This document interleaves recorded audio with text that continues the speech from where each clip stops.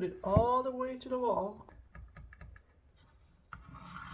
Put a tape on this because as I'm cutting it and I don't want it to get beat up. Here's the piece that I just cut. A couple of inches from the end. Do close enough where it's not going to split the wood. Into the groove.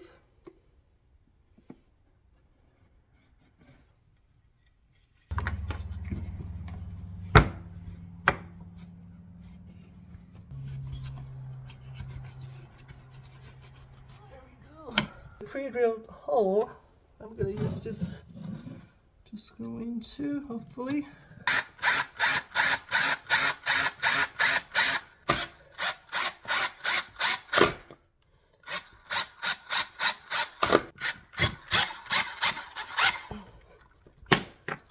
Yeah, it's covered by the trim.